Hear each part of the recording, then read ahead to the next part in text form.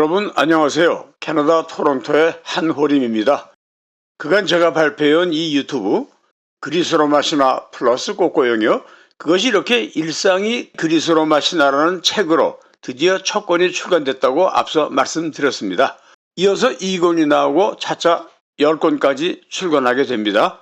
유튜브로서 이런 감사한 일이 있게 해준 여러분들께 정말 감사합니다. 저는 이 유튜브를 제작하는 중에도 토론토 시내에 나갔다가 캐나다 우편 자동차가 지나가는 걸 보고 거의 본능적으로 얼른 또 촬영했습니다. 그동안 촬영해둔 것이 다양한 형태로 엄청나게 많지만 그래도 돌아다니다가 그리스 로마 신화와 관련된 것이 눈에 띄면 거의 반사적으로 촬영하곤 하죠. 어떤 더 좋은 사진이 촬영되어 더 좋은 유튜브 자료로 보여드리게 될지 모르잖아요. 자, 이걸 보세요. 네, 제가 사는 캐나다 우편국 소형 트럭이에요. 이것이 캐나다 우편국 심벌입니다. 아주 단순화된 형태로 디자인되어 있지만 이게 바로 헤르메스의 날개가 진화한 것이죠. 캐나다 우편국 심벌에 왜 또 헤르메스냐? 네, 헤르메스는 제우스의 전령신이라고 했잖아요. 전령은 발빠르게 제우스의 명령을, 즉 소식을 전하러 다니는 게 임무죠. 그래서 헤르메스를 보면 전령신이란 표시로 들고 다니는 홀에도, 모자에도, 신발에도 날개가 달려 있다고 했죠. 그 날개를 헤르메스의 고향 그리스에서는 우편국의 심벌로 하고 있더군요. 자, 보세요. 이게 제가 그리스에서 촬영한 그리스 우편국 심벌이에요. 전령신 헤르메스의 투구에 달린 날개가 보이죠? 이 캐나다 우편국 심벌은 그 헤르메스의 모자에서 날개 부분만 띄어다가 더 간결하게 디자인한 것이죠. 지난번에 자동차나 기차 같은 여행, 이동수단이 심벌에 들어간 헤르메스의 날개를 잠깐 소개했죠. 그때 보여드린 세계 최고급 벤틀리 승용차나 우리나라의 제네시스, 미국의 크라이슬러, 영국의 미니 외에도 실제로 훨씬 더 많죠. 한 예로 이건 우리나라의 쌍용 티볼리, 또 이건 일본의 혼다 모터사이클 심벌이에요. 역시 헤르메스의 날개가 들어있죠. 그리고 또 이걸 보세요. 자동차 타이어로 세계적인 미국의 회사 굿이어가 있죠. 보세요. 그 굿이어 타이어의 심벌이 과학의 산물인 하늘을 나는 비행선인데 그 비행선에 또 헤르메스의 날개 달린 샌들이 그려져 있죠. 이 미국의 구시대 비행선은 광고 목적으로 지금도 비행을 하죠. 이런 게 하늘에 떠다니면 누구나 안 쳐다볼 수가 없죠. 즐거운 광고 효과가 최고죠. 그런데 이 비행선이 아주 어쩌다 토론토 상공에도 나타날 때가 있거든요. 마침 우리 타운을 비행하고 타운 비행장에 내리기에 얼씨군 하고 따라가서 얼른 촬영해 둔 겁니다. 자, 이번엔 여행의 수단인 기차의 경우입니다. 여러분이 미국 뉴욕 맨해튼에 가시게 되면 그 인식하기 좋게 번호로 딱딱 붙여진 길들이 아주 신기할 지경이죠.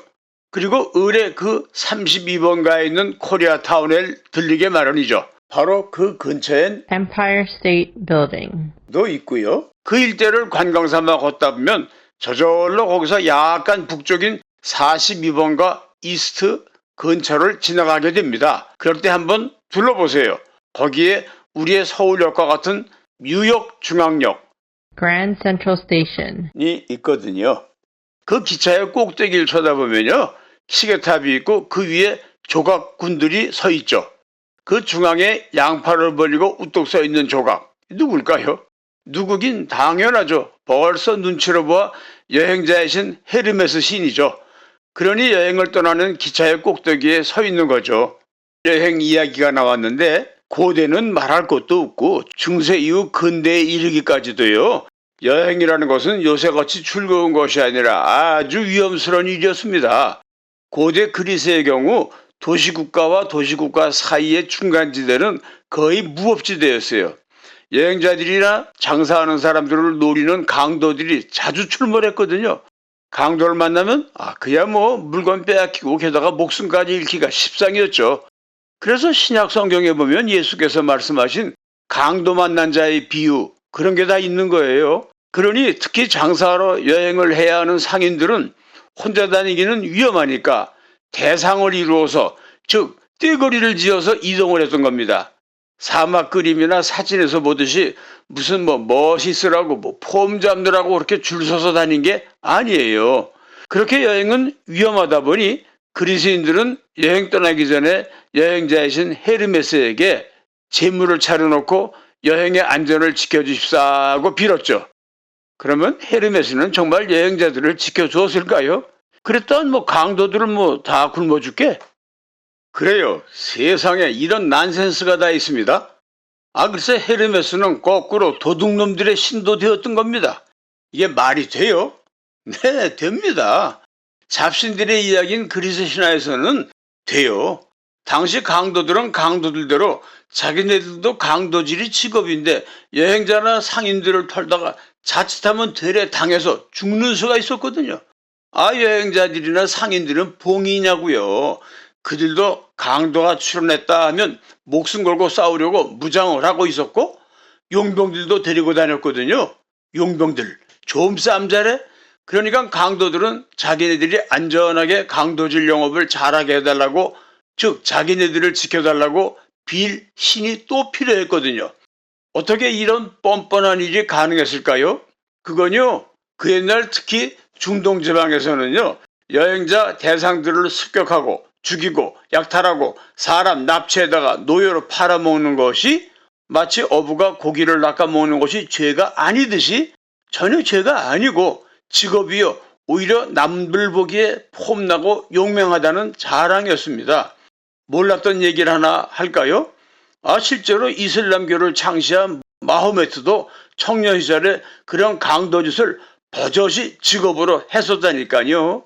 그런데 왜 도둑놈들도 그렇지 왜 헤르메스를 자기네 신으로 택했을까요? 이건 이야기가 좀 길어지는데요.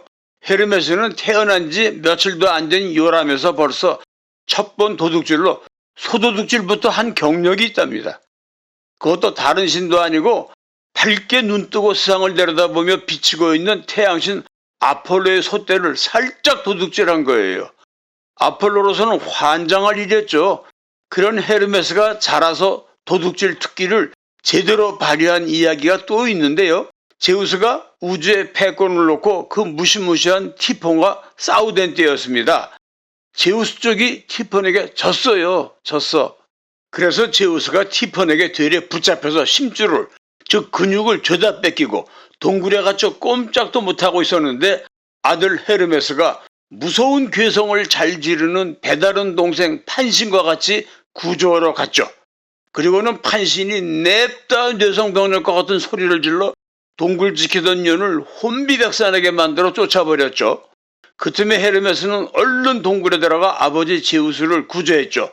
그리고 헤르메스는 다시 동굴에 들어가 그 주특기를 발휘해서 괴물 티탄의 그 육중한 금고를 가볍게 열고 거기에 넣어둔 제우스의 근육을 도로 훔쳐다가 제우스에게 달아줬던 경력도 있습니다.